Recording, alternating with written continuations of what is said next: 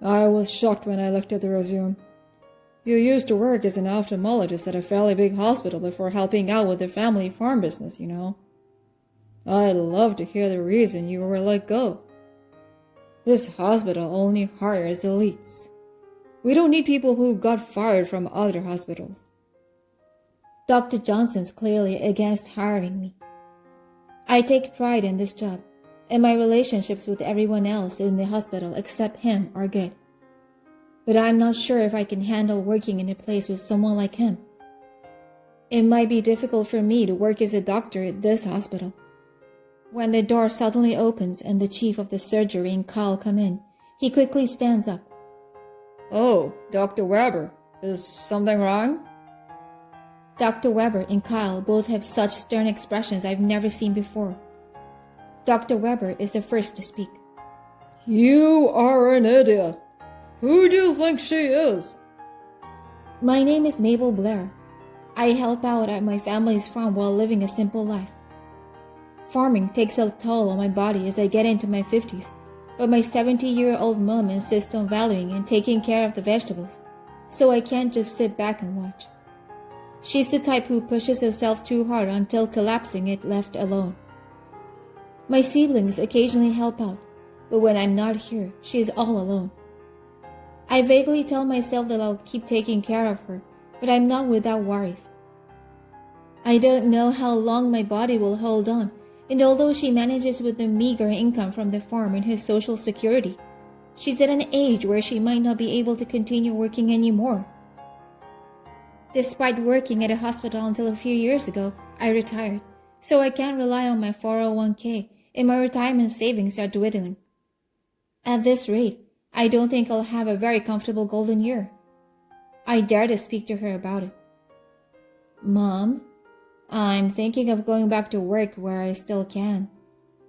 Retirement savings have been a hot topic around me these days, and I feel like I need to save up as much as I can now.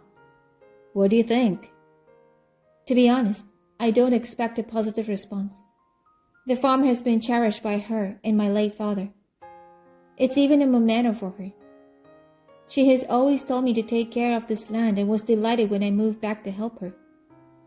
Quitting after just a few years to go back to work wouldn't exactly make her happy.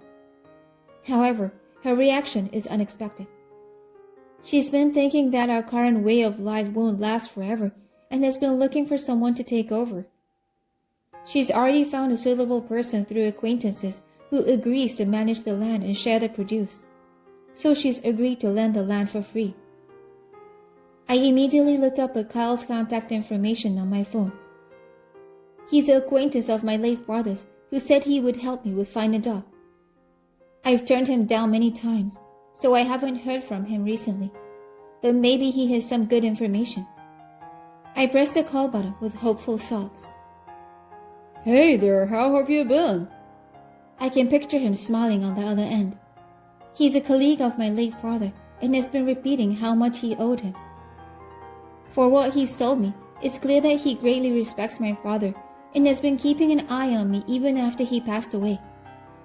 Since I retired, he's been saying that he'll make sure I can work again whenever I want. When I tell him that I want to return as a doctor, he's thrilled and promises to help me, although it might take some time. Everyone's looking for skilled doctors. You'll have no problem. I won't make you wait for too long. Until then, please make sure you're in perfect condition. He promises me confidently. After talking to him, I feel more restless than ever before. I used to have a vague sense of anxiety about not being part of an organization, but now it's different. I'm going back to the medical field after a long time. To be ready to work efficiently, I study the latest research reports and articles more diligently than ever. Since it's ridiculous to get worn out right after I return to work, I've also decided to focus on building up my physical strength and have scheduled a health checkup, loading it with plenty of options to ensure thorough examination. Even though I'm at the hospital as a patient, I can't help but feel like a doctor again, and my posture automatically straightens.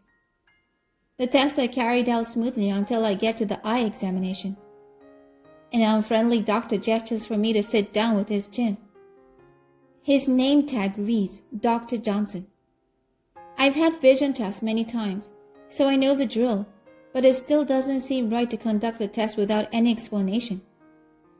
I'm already losing trust in this doctor.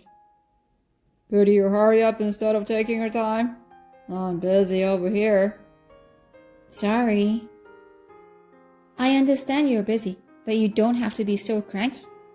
Despite holding on to my dissatisfaction, I proceed with the vision test. It feels like an assembly line and is over in no time. Since Dr. Johnson doesn't say anything, I quietly thank him and leave the room. The results of the health checkup won't be known for a week or so, but I'm sure everything will be fine. While I'm going about my days helping out at the farm, surprisingly, I get a call from Kyle. You haven't changed your mind since then, have you? No, I still want to return to work. Did you find any good job openings? When I mentioned there's a skilled ophthalmologist, they're eager for you to come. It's a big hospital, but you don't mind, right? Upon hearing this, I feel ecstatic, but my excitement immediately cools down when I hear the name of the hospital. It's the same place I visited for this health checkup. Are you alright? Is there something wrong?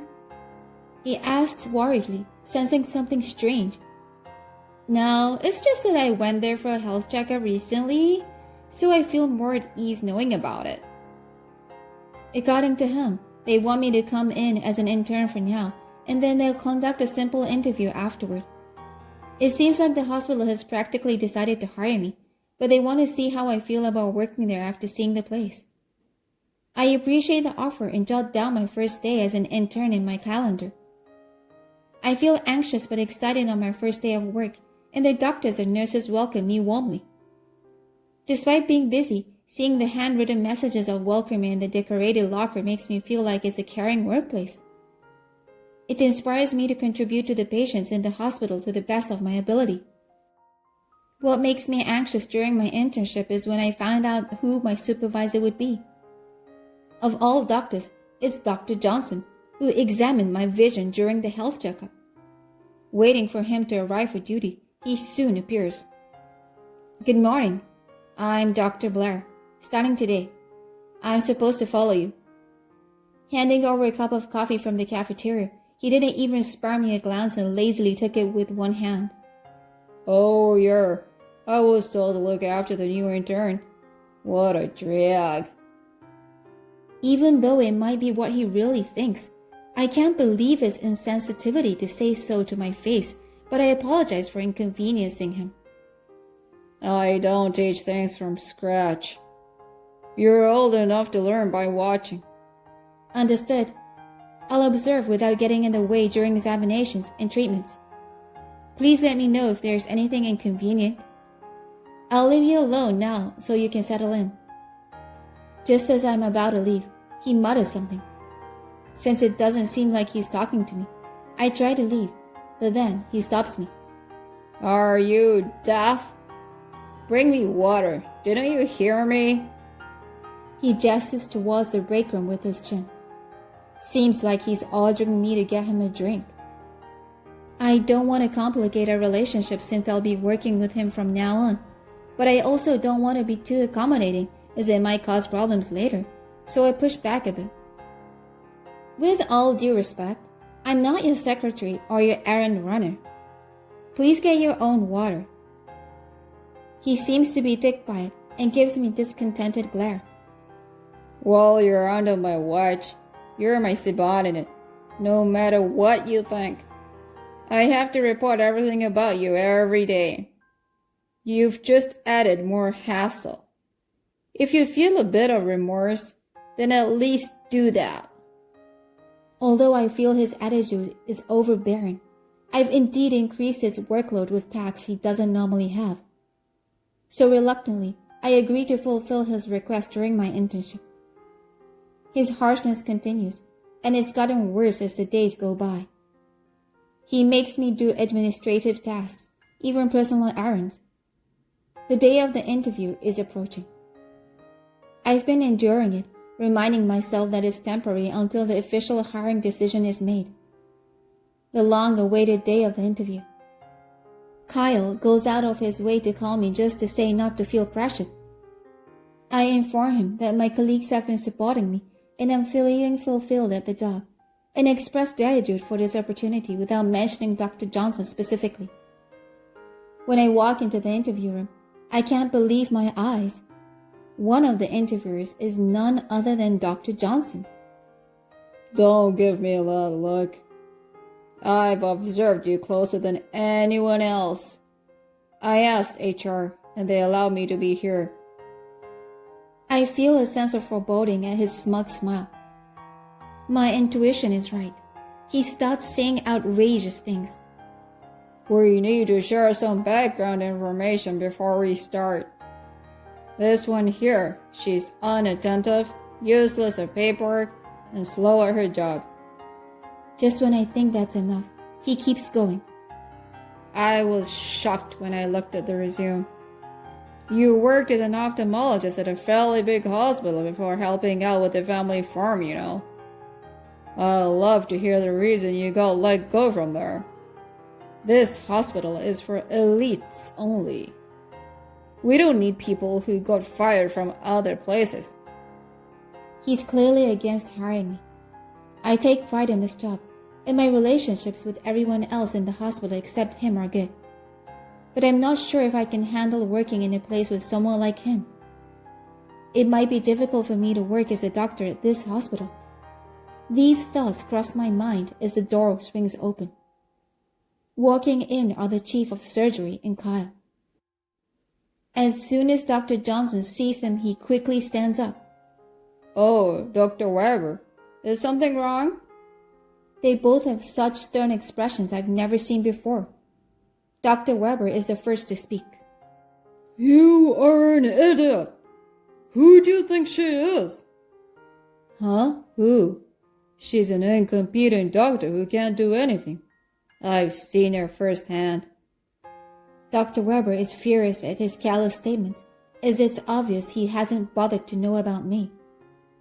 Then Dr. Weber enlightens him with my achievement as an ophthalmologist. He talks about being a pioneer in cataract surgery, LASIK, and ultrasound surgery, and how doctors even come from overseas to learn from me.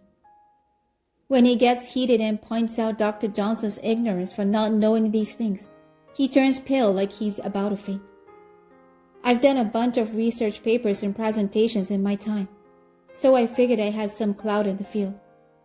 But clearly, he doesn't know a thing about me, so maybe I've been blowing my own horn too much. That's how I've been feeling until now, but Dr. Weber gives me a boost. Meanwhile, Dr. Johnson practically shrinks into himself. After the director finishes speaking, Kyle chimes in. I know it's not my place to say anything, but may I? Dr. Weber fills in the blanks for clueless Dr. Johnson, explaining how Kyle used to work here and a respected doctor. Then Kyle gets all serious as he speaks. She didn't get fired from the previous hospital. When she was working, her father passed away due to an incident. She has a strong sense of responsibility, so she blamed herself intensely for his death, especially since they were living together. She quit the hospital despite everyone trying to stop her. Listening to Kyle, I can't help but think back to those days a few years back. My dad's eyesight, partly being old, went downhill really fast over a few years. When I finally got him to come up for a checkup, it turned out he had glaucoma creeping up on him. While monitoring the progress, I proceeded with LASIK surgery to restore the vision, a procedure in which I specialize. It happened while he was wearing an eye patch from the surgery. He misjudged the step and took a bad fall down the stairs. His head was bashed hard, and despite all efforts to save him, he didn't make it. I blame myself big time. If only I'd watched him closer. If only I hadn't pushed for those tests. If only I hadn't gone ahead with the LASIK. The guilt ate me up, and I started shutting myself in, avoiding going out. Even counseling didn't help.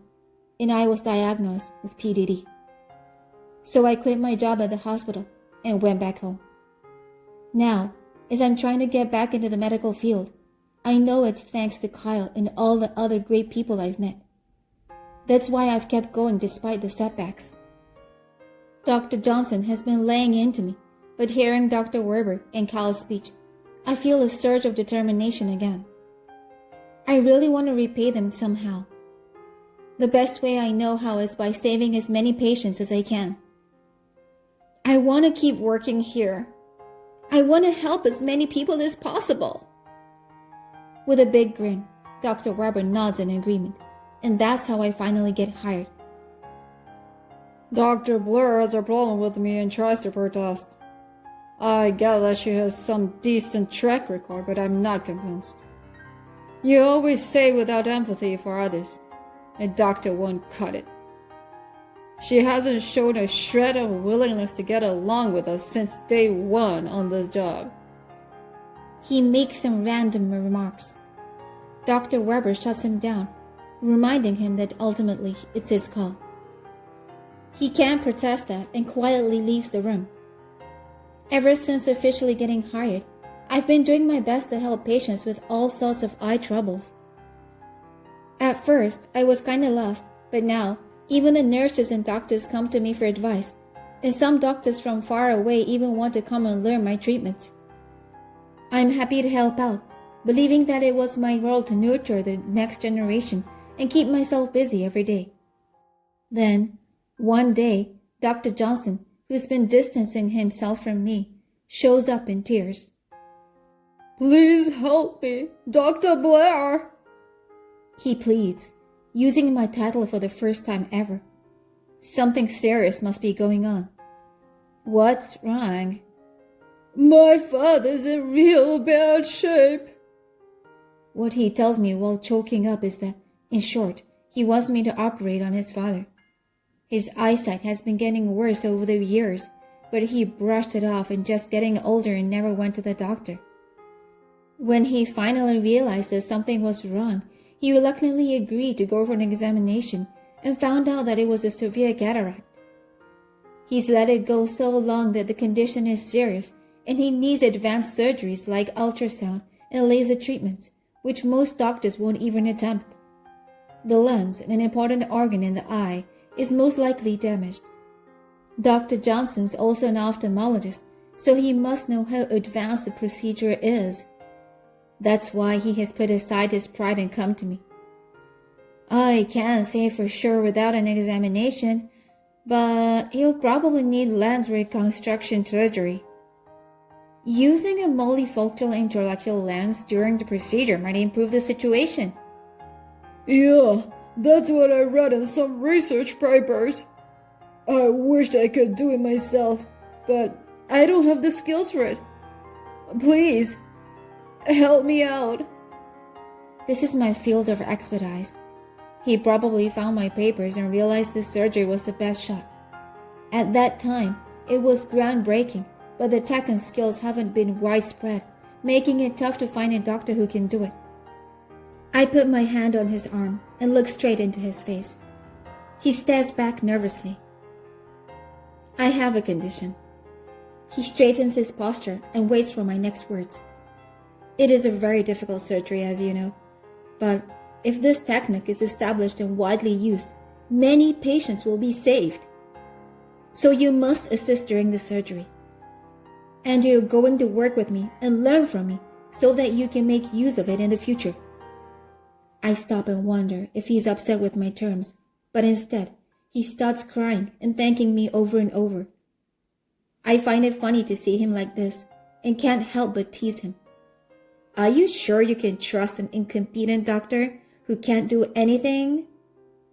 He stutters for a second, then apologizes frantically. I'm sorry for what I said back then, and for all the disrespect I've shown you before. Hey, I'm just kidding. Sorry for teasing you. Let's focus on getting your dad back on track. Count me in. He grabs my arm tightly and thanks me again for the umpteenth time today. The day of the surgery, Dr. Johnson shows up looking more serious than usual. Lately, everyone's noticed a change in how he approaches his patients, and it's been the talk among all the doctors and nurses. Seems like he's trying to turn over a new leaf and be more sincere with patients and work. Today, he's not going into the operating theater as the attending physician, but he's here to support me in improving his father's condition. He'll take what he learns from this to help others down the line. If he mastered the surgery we're doing today, it could advance medical practices in the future. I feel the weight of responsibility to make this surgery a success and to also train him as we go through it. He seems more tense than me throughout, but we get through it without a hitch. Although some follow-up observation is required, I don't think there'll be any problems. His vision should improve, and he won't go blind for sure. His quality of life will be much better than before. I don't know how to thank you. Afterward, as Dr. Johnson approaches me with tears in his eyes, I comfort him. When I first met you, I thought you were so cold, but you're quite the crybaby. I get it though. When it's your parents, you're a mess. I joke a bit and pat his shoulder, but I don't forget to give him an important piece of advice. Your dad might struggle more than he anticipates. Seeing things a little differently, he might bump into things or spill stuff. He might trip on the stairs, so keep a close eye on him. He nods, then heads off to his dad's room. A few years later, I'm at a conference I've been looking forward to today. The presentations here are supposed to be groundbreaking for the future of medicine, and the anticipation is high. Don't stress too much. Your content is solid. Just be confident. It's easy for you to say because you're used to presenting. My legs are shaking, you know. The highlight of today's conference is Dr. Johnson's presentation. The hall's packed with people eager to hear about his research and practices. Since his dad's surgery, he's been staying late in the hospital, studying up and asking me questions. It's paid off. Now he's someone the other doctor looks up to. I'm sure doctors like him will lead the way in medicine from here on.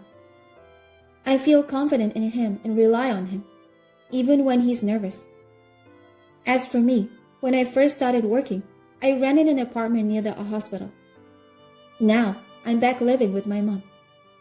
I asked the chief of surgery for this step up so I could help out with the farm she runs on weekends. Even though she's leased out most of it, she still wants to make her own income and keep managing the land my late dad cared for. I respect her decision, but doing it all alone is tough for her, especially with her age. She's happy to have me back. Time for a break soon? If you overdo it and end up getting sick, it won't do you any good in the long run.